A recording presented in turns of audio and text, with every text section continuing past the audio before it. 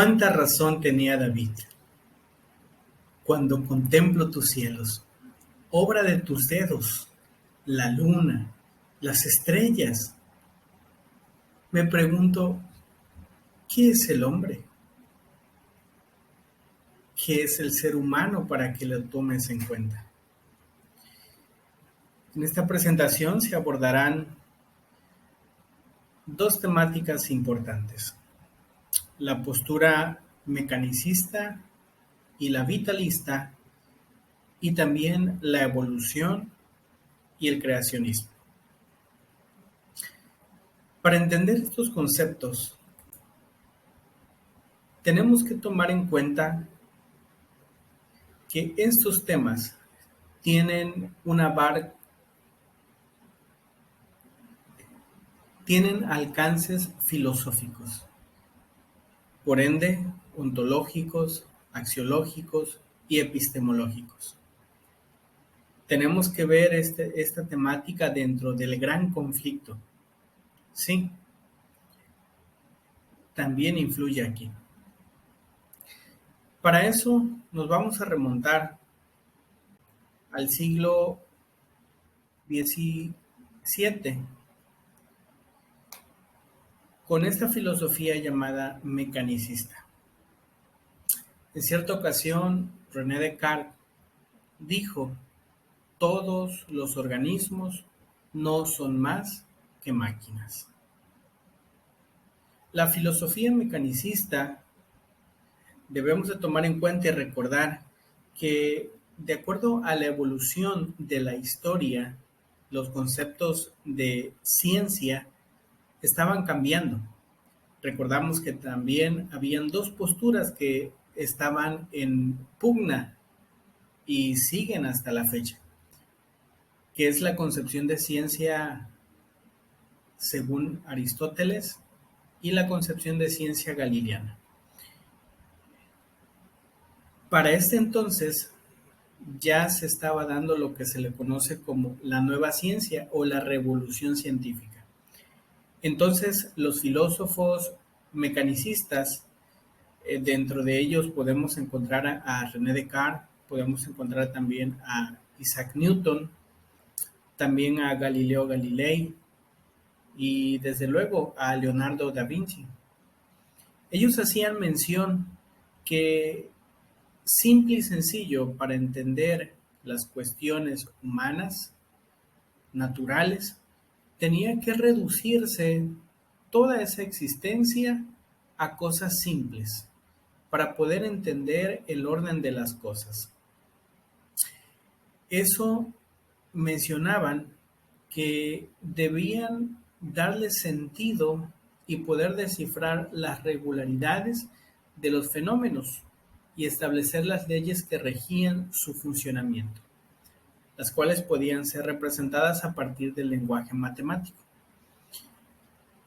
De forma explícita y a grandes rasgos, esto es lo que explicaba o sostenía el mecanicismo. Pero haciendo un análisis corto con respecto a esto, ¿cuál era el problema? Bueno, el problema es que, en palabras de Descartes, todo el organismo, todo el ser humano, todo lo vivo, se reduce a más que máquinas. Veía todo de una forma mecánica. Debemos entender también que, debido a la revolución industrial que también estaba sucediendo por esos años, entonces se facilitaba mucho comprender y entender las ciencias debido a estas filosofías y cambios sociales que estaban existiendo para ese entonces. ¿Cuál es el problema de esta filosofía? Bueno, simple y sencillo. Se deja fuera toda la humanidad en el caso del ser humano. En el caso de los seres vivos se deja fuera todo lo biológico, lo racional. En el caso del ser humano también sentimientos, emociones y, ¿por qué no?, también la creación, definitivamente. Años más tarde, en el siglo siguiente, un grupo de estudiosos también, mayormente que estudiaban biología, química, algunos médicos, eh, postulan una filosofía que se contrapone con el mecanicismo, que es el vitalismo. Dentro de ellos se menciona eh, que las cuestiones del ser humano y las cuestiones de la naturaleza sí sirve lo que es la física, la química, la matemática para tratar de explicar y entender algunos de los fenómenos que ocurren en ellos, en la naturaleza, en el ser humano. Pero se limita y no puede ser comprendida al 100%. Necesita algo más para explicar a la vida. Si recordamos, este puede ser, de hecho, el vitalicismo también está, si lo podemos definir y podemos ponerlo en alguna de las posturas, ya sea de la concepción galileana o la concepción aristotélica, pues precisamente esta filosofía, esta postura, podríamos ponerla dentro de la concepción aristotélica de las ciencias. Eh, Porque se menciona que la naturaleza va más allá de ser una simple máquina. Ellos hacían una mención de dos palabras, que todo el ser debe estar constituido o se constituye de un protoplasma o entelequia. Este es un concepto que viene incluso desde Aristóteles, Platón, desde la Grecia antigua, haciendo referencia a que el ser humano tiene una energía pura dentro de sí que lo hace moverse. Es más que una máquina, es más también que órganos, es más que biología, que química. Hay algo ahí, una fuerza sobrenatural, una fuerza que motiva a la vida, que motiva al pensamiento. Quizás se va acercando más a lo que una cosmovisión cristiana puede tener y entender. Pero, ¿cuál es el problema sobre el vitalismo?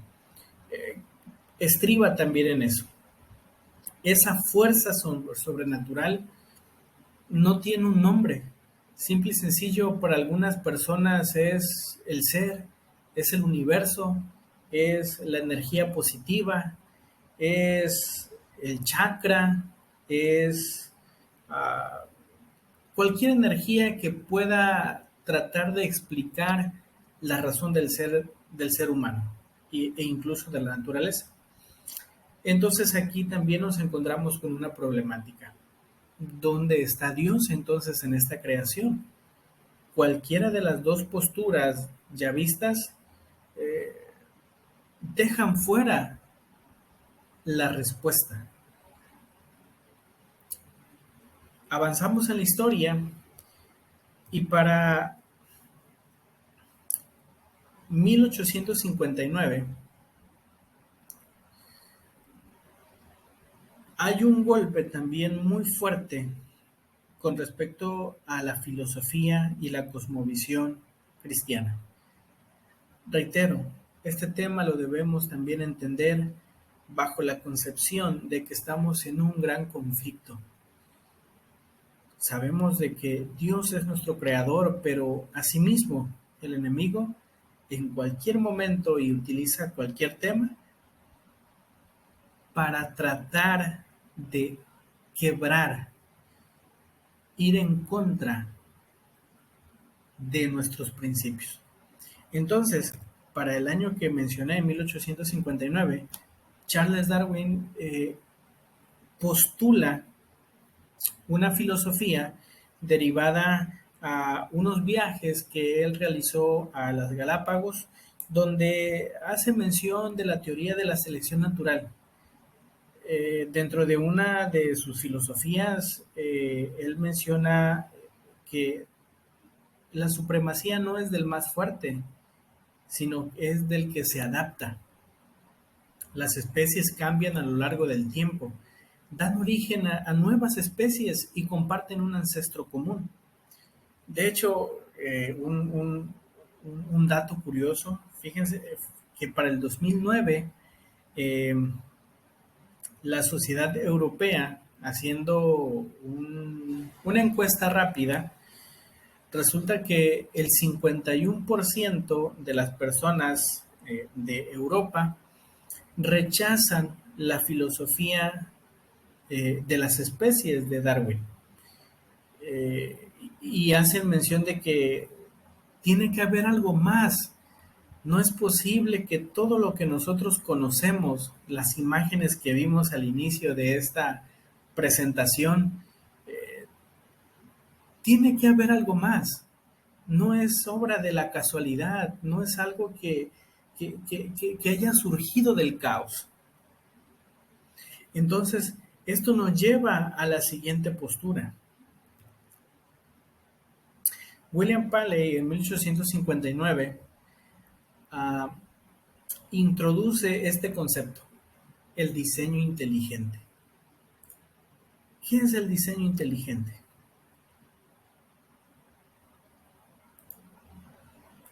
El diseño inteligente hace referencia a una analogía que él realizaba, y esto es uno de sus postulados que sostuvo, que es la analogía del relojero.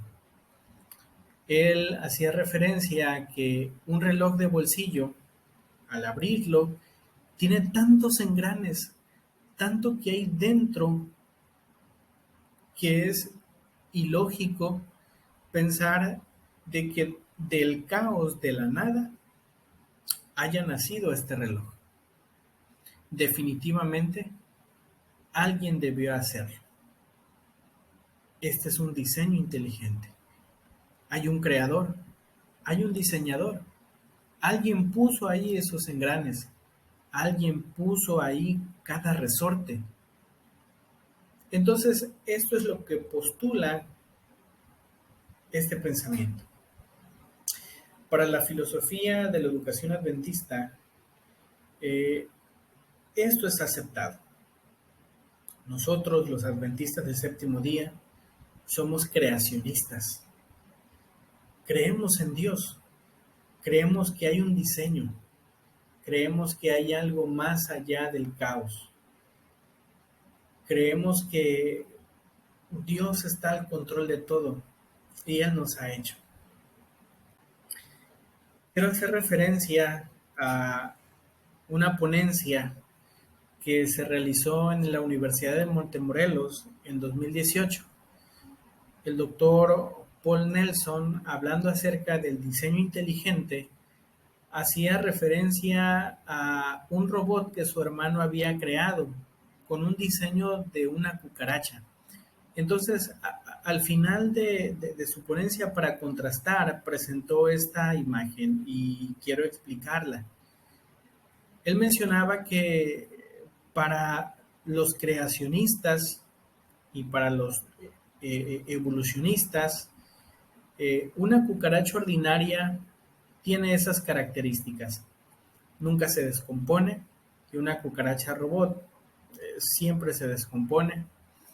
La cucaracha ordinaria camina y corre sin ayuda. La cucaracha robot solo puede caminar con ayuda y con programación. La cucaracha ordinaria se alimenta sola.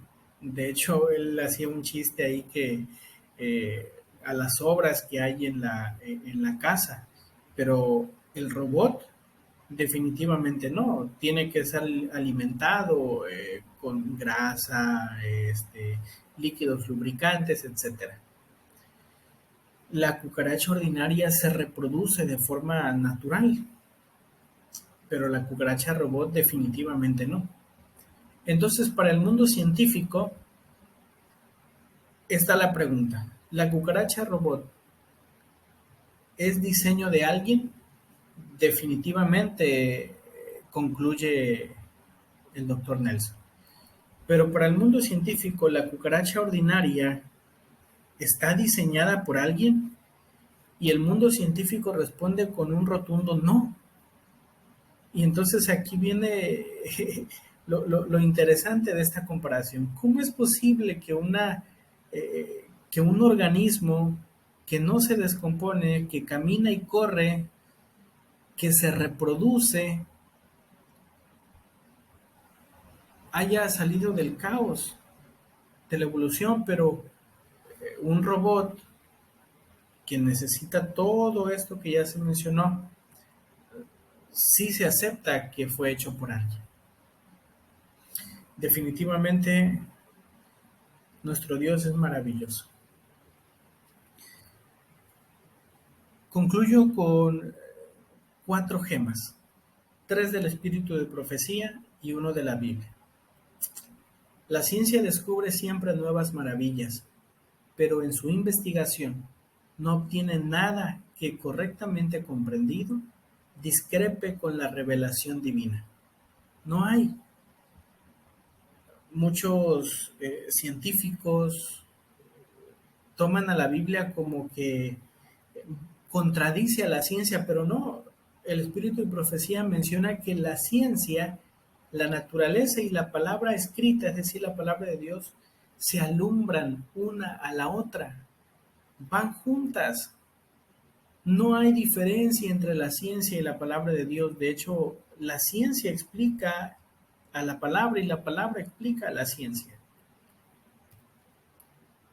La siguiente gema que quiero compartir es esta. En ocasión del diluvio, la superficie de la tierra sufrió conmociones.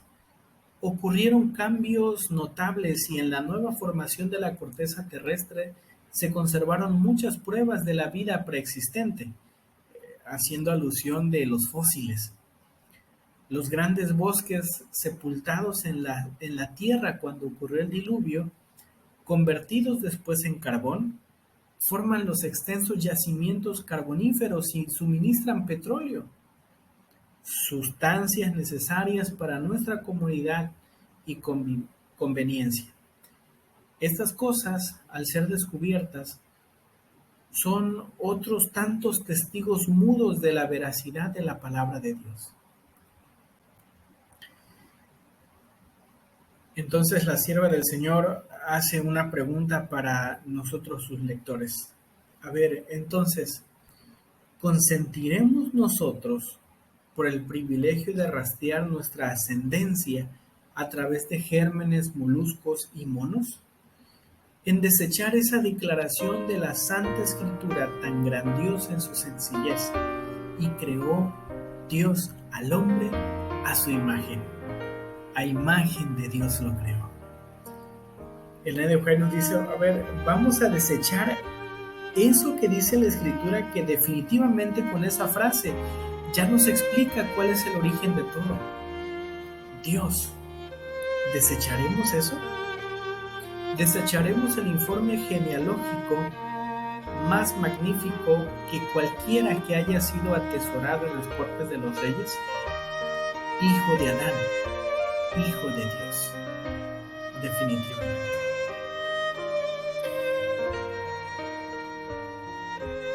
Por eso me gusta en la versión Dios habla hoy las palabras de David. Te alabo porque estoy maravillado, porque es maravilloso lo que has hecho. De ello estoy bien convencido.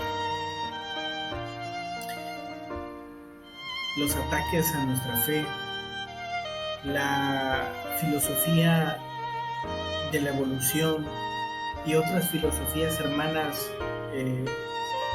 con las nuevas concepciones están haciendo problemas y mina dentro de nuestra educación adventista. Los docentes debemos estar muy bien preparados.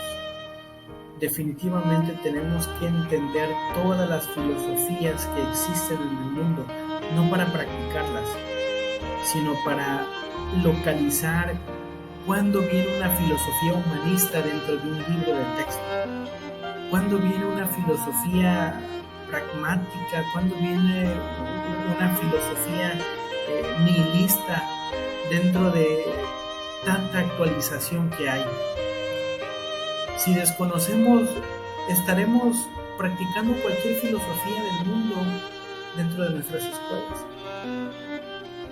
Por eso es muy importante que nos preparemos y que entendamos y defendamos nuestra postura etimológica, axiológica y epistemológica de la creación dentro de nuestras escuelas adventistas. Muchas gracias por su atención. Dios les bendiga.